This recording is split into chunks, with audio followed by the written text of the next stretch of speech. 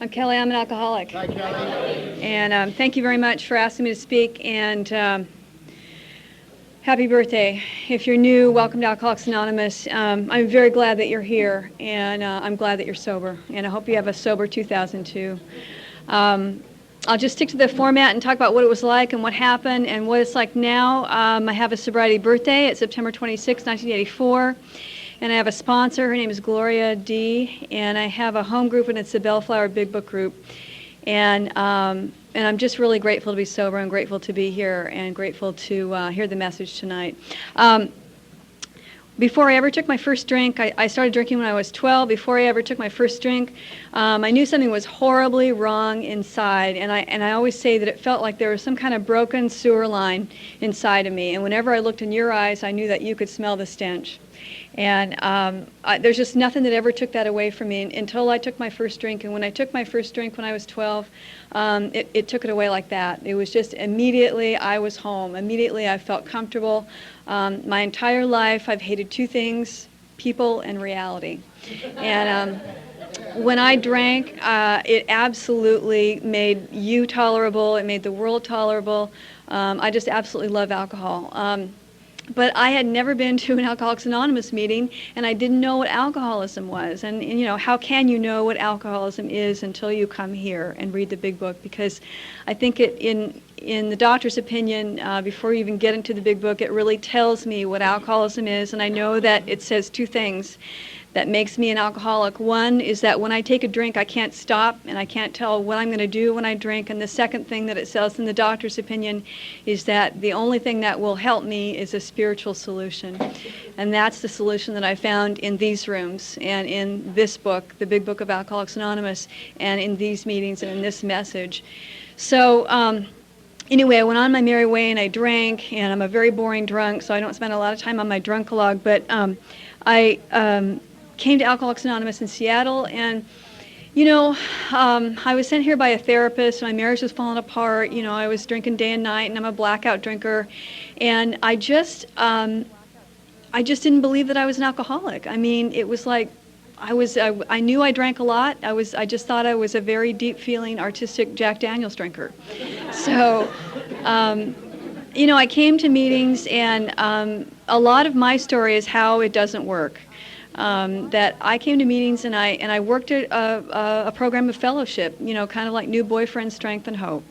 And I was just looking for him, and I was coming to meetings, and because I really had not gotten to page 30 of the big book, which is, you know, admitted to my innermost self that I am alcoholic, then I don't really have to do all this idiocy, the 12 steps and the 12 traditions, and, you know, have a service commitment and get a sponsor and read the big book and show up for those commitments. You know, I don't have to do that. I always felt that I had a very, you know, deep, sophisticated, profound wound inside of me. So I had to go get a more sophisticated, you know, expensive solution. And I showed up at meetings for 12 years in AA just to sit in a seat and listen. But I really didn't work these steps, and I really didn't do this deal. I came to meetings, and I kind of developed a good AA rap, and I really didn't even do anything. I mean, I had sponsors, and I worked the steps, but I put my own spin on the steps. And when it came to the fourth step, I did not have that very important fourth column on page 67 that talks about my part in it. So it was always the fourth column was how you had screwed me over. So I never got to any place in my 12 years of sobriety where I took responsibility for my life.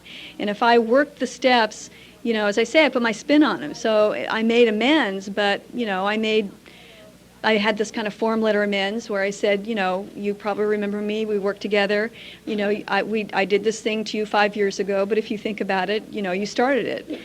So I just, you know, if you're new, here's what happened to me, is that at 12 years sober, I went absolutely stark raving mad. I just went completely insane. And a lot of my yets that had never happened to me drinking began to show up in my life sober.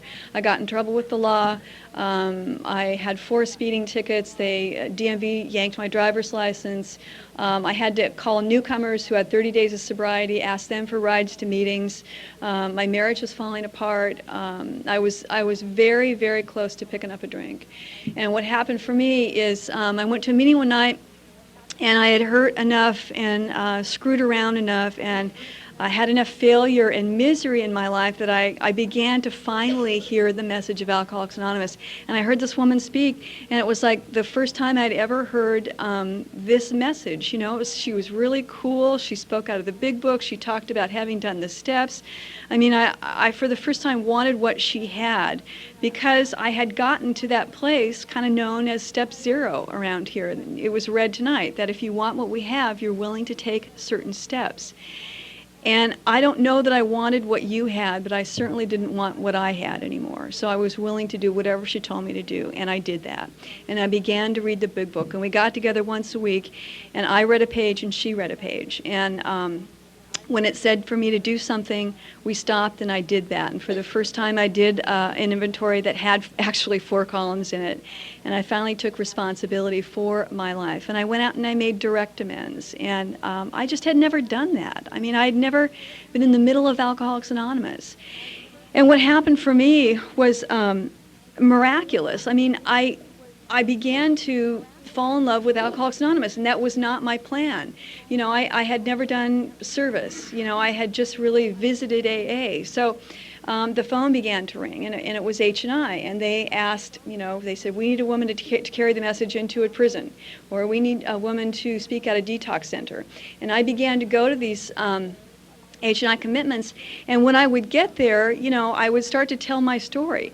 And my story, I didn't think that there was a message, because I'd never done it right. You know, I'd never done anything that you had done to stay sober. I'd always done what I wanted to.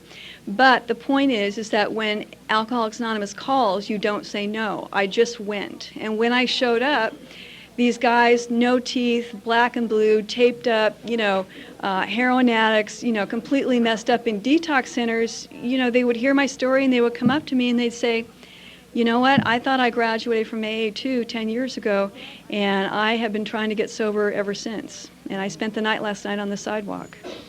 So, you know, when I finally surrendered, and I finally took direction, and I finally read the big book, and I finally got in the middle of Alcoholics Anonymous, that is to say, I got a sponsor. I did what she told me to do. I showed up at these meetings. I got a service commitment. I continued with H&I. AA finally came alive to me. And it doesn't matter where I am. It doesn't matter what room I'm in. It doesn't matter where I go to a meeting. It's just as alive in this room as it is anywhere else I've ever been. And it's an astonishing, fantastic journey. And I really hope if you're new that you just surrender, you do this thing, and you keep coming back. Thanks.